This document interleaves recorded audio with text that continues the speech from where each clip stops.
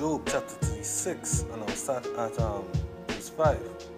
Behold, power is mighty and despiseth not any. He is mighty in strength and wisdom. He preserveth not the life of the wicked, but giveth right to the poor. He withdraweth not his eyes from the righteous, but with kings are they on the throne.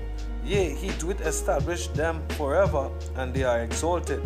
And if they be bound in fetters, and be holden in cords of affliction, then he shewed them their work and their transgressions that they have exceeded. He openeth also their ear to discipline, and commanded that they return from iniquity. Right, so we give all praises, say how about Shemi Yahushai. Double honors to the apostles and the elders, salutations to the brothers that preach and teach this word in sincerity and in truth. Right, so just focusing on verse 6 come on to verse 10. Right, really verse 5 come on to verse 10.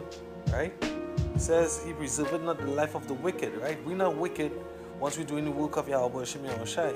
Once we have the hopefully like I'm coming out here week in, week out on the highways and byways, doing the sit down, studying ourselves approved, right? And teaching this word rightly, sticking in the apostles' doctrine, right? It says he withdraweth not his eyes from the righteous, but with kings are they on the throne. Yea, he doeth establish them forever, and they are exalted, right? So the ones of us that have been promoted, right? Promotion comes from Yahweh Shemi Yahushai. That's one thing too, and also the apostles and the elders, the authority that they have, it is a divine authority. Because when you go back to 1 Samuel chapter 2, it says he set up kings, and he take it down kings. He take it up the poor and the beggar out. Let me just go take it real quick.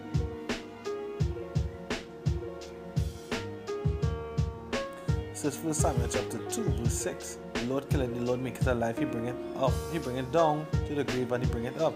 The Lord maketh poor, and he maketh rich. He bringeth low, and he lifteth up. Right? He raiseth up the poor out of the dust, and he lifteth up the beggar from the dunghill, to set them among princes, and to make them inherit the throne of glory. For the pillars of the earth are Yahweh's, and he hath set the world upon them. Right? He will keep the feet of his saints, right? And the wicked shall be silent in darkness, for by strength shall no man prevail. Right? You can't do this thing by your own will, by your own might. Right? This is all of Yahweh Shemi Yahushai. Right? So going back to Job, right? Job chapter 36. 5.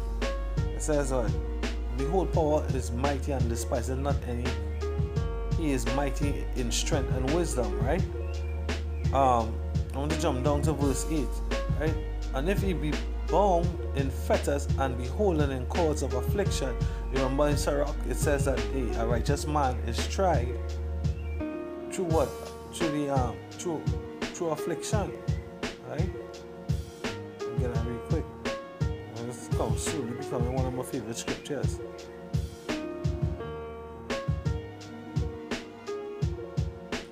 Said, whatsoever is brought upon thee, take it cheerfully, and be patient when thou art changed to a lower state. For gold is tried in fire, and acceptable men in the furnace of adversity. Right? So for us to be acceptable, we have to go through this adversity, through this trying time. And the ultimate trial or test going to be what? The passing of the chip. Right? Martial law and the passing of the chip. Right? But we must refuse to take that chip. That is the mark of the beast, and there's ultimate condemnation if you do take that chip. Alright? So back here to verse 8, it says, and if he be bound in fetters and be holden in cords of affliction, right? This dies a righteous judgment, because the Most High chasteneth the one that he loves. If he doesn't chasten you, you're a bastard, right?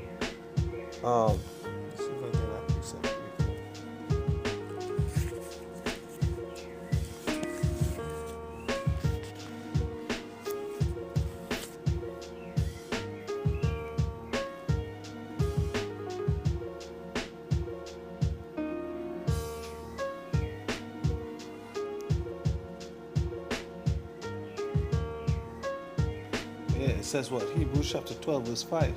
And have ye forgotten the exhortation which speaketh unto you as unto children? My son, despise not thou the chastening of Yahweh, or Yahweh Ba'ashem Yahushai, nor faint when thou art rebuked of him. Right? For whom Yahushai loveth, he chasteneth, and scourgeth every son whom he receiveth. If ye endure chastening, Yahweh dealeth with you as with sons. Right? Or power dealeth with you as with sons. For what son is he whom the Father chasteneth not? But if he be without chastisement, wherefore all are partakers, then are ye bastards and not sons. Right? So it says, furthermore, we have had fathers of our flesh which corrected us, and we know that these fathers are the apostles, right? So we get rebuked, we get correct, sometimes we get kicked out, all like chastisement. What to see if it is that you're gonna hold that faith, right? Is that test, is that trial of your faith, right? And we gave them reverence. Shall we not much rather be in subjection unto the fathers of the spirits and live? The Father of the spirits and live, which is Yahweh Ba'ashem Yahushai, right?